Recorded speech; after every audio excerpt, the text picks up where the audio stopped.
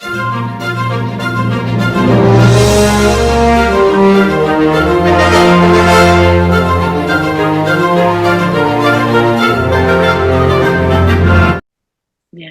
Yeah, for sure.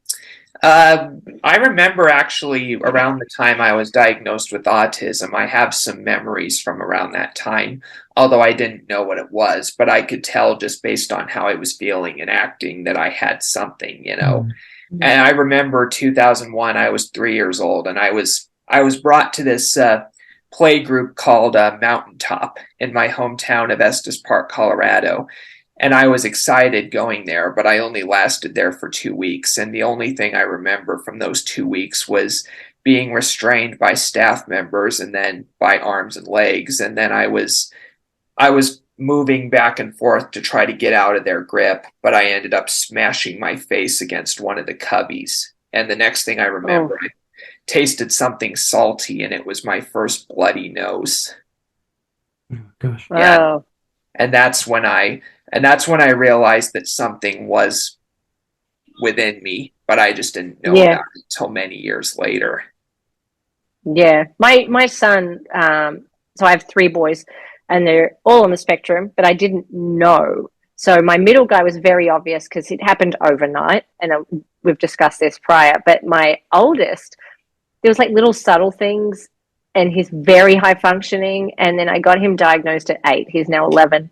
And when we told him, I told him straight after, as soon as we left the building, where the lady goes, "Yep, this is like what he," and I was like, "Okay." So, and I told him, and he was like, "I knew it." And he was so excited. He goes, "I knew it. I knew it.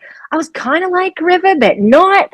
And I knew I had something because it didn't make sense to me, and other things didn't make sense to me. And he was so happy. And he goes, "Now I know what my superpower is." And I was Mm. like, "Good for you." And he was so excited to be diagnosed and told he was diagnosed. So I distinctly remember that. And I was like, he goes, "Why did it take you so long?" And I said, "Because it's such a spectrum." I said, "Your brother doesn't speak and you speak very clearly." And I was like, it was very different sides.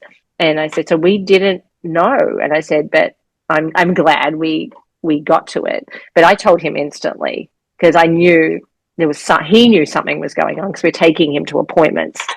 You know what I mean? I think Yeah, it gives a sense of like self-advocacy too, having that Right. diagnosis.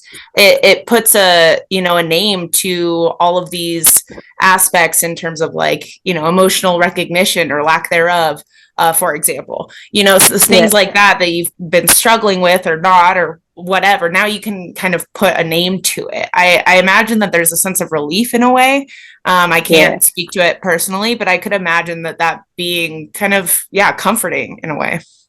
Yeah. But my little guy, he's 7 now, and he's like, "Why do I want to jump in water, but I don't like the feeling of water?"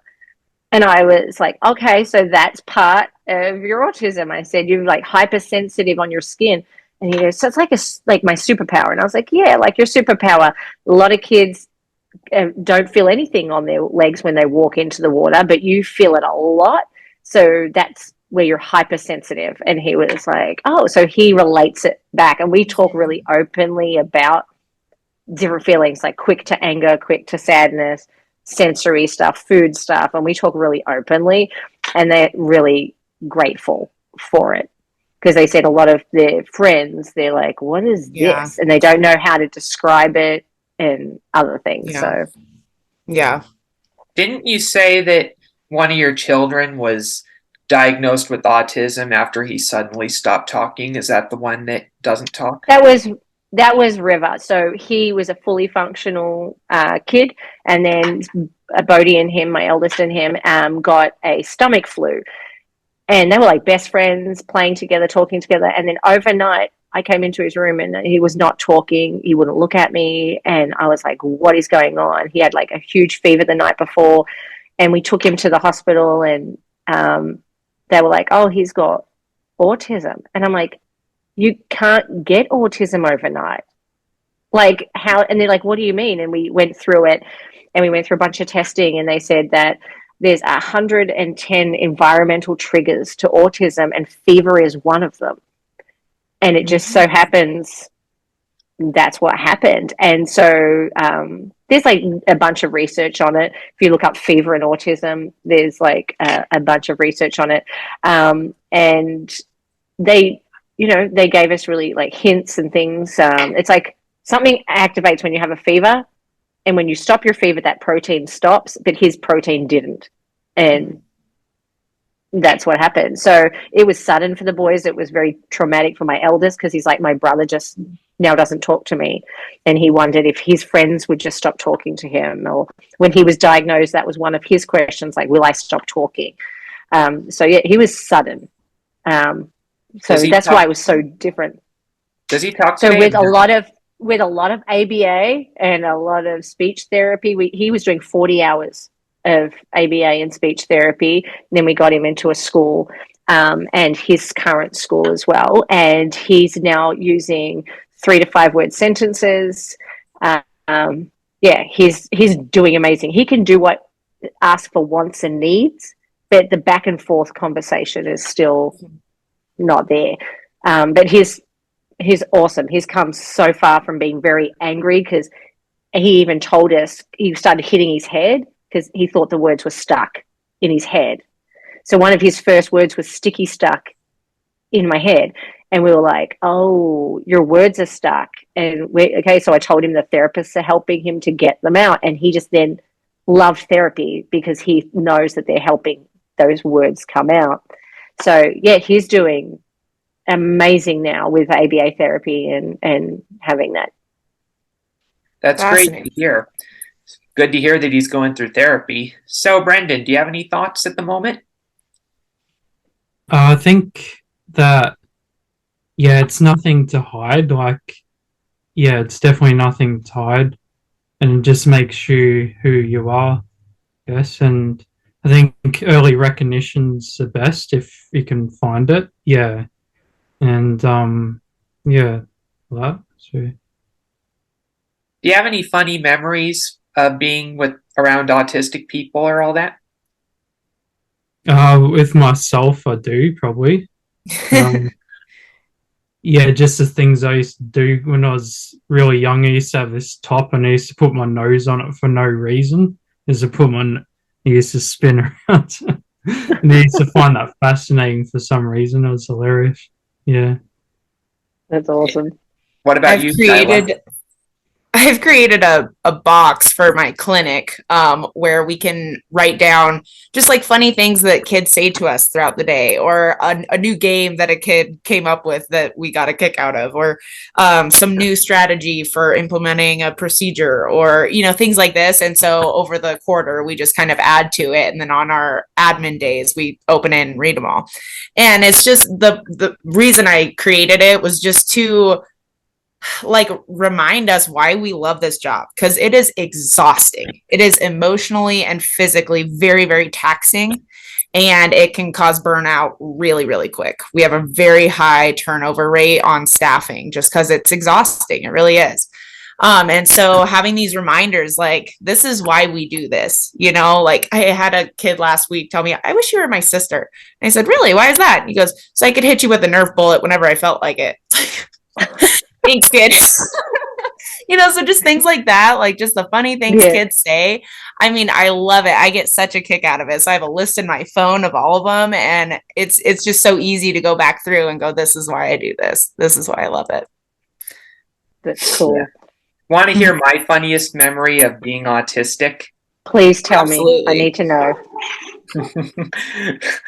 I like the creepiness in that voice right there. Please tell me. Okay, here's how it went. During my 5th grade year in 2008 and 9, I remember at the end of the school year, we went camping. The people in my grade, we all went camping at High Peaks Camp in Colorado. I'm originally from Colorado, by the way. And during the camping trip, we did activities that involved working together, stuff like that. And there were obstacle courses and fun games and all that involving working together. At the end of the first day of camp, however, we went dancing on a dance floor for an evening dance party. and we heard the last live performance of Michael Jackson's Beat It, not in person, but on the radio. And then a month later, he would die. God rest his soul. And what ended up happening was at one point, the music got interrupted by some really inappropriate rap music. And I was taught by my family to be polite. And so I didn't hear curse words a lot growing up. But I remember in the rap, I was starting to hear words that I never heard of before, like bastard and a few other words. And I remember thinking to myself, wait, what does bastard mean? And then I went around the gym floor asking other people if they knew what bastard meant. And when nobody listened to me, I went onto the stage, grabbed the microphone, and I was like, can somebody please tell me what bastard means? That is fantastic. Yeah, and to make it even funnier, the teachers went to investigate it because that music was obviously not planned, and they figured out that a couple students had switched the recording, the disc, to their rap music.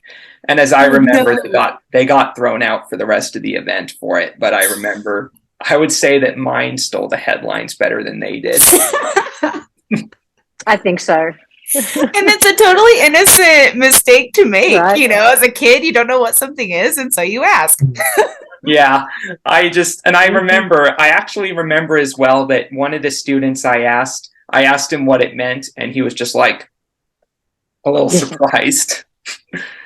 And luckily I wasn't punished for my language, but I was told by the teachers afterwards that it was a bad word and to not do it again, Yep.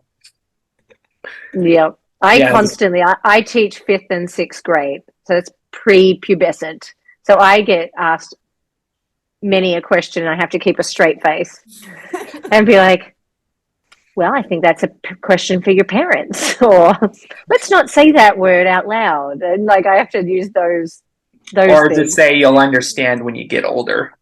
You understand when you get, but I don't want to do that because I want them to be feel unheard. So I'm like, you know what? You should ask your parents. But I love it. I love when they come to me and ask, because I know it's purely, I don't know this word. I really want to know. And I feel like all my class is really inquisitive and they like knowledge. So it's like, okay, that's something to ask your parents, or maybe let's not say that out loud kind of thing. Or I love it. I love it. I have another good story if you want to hear it.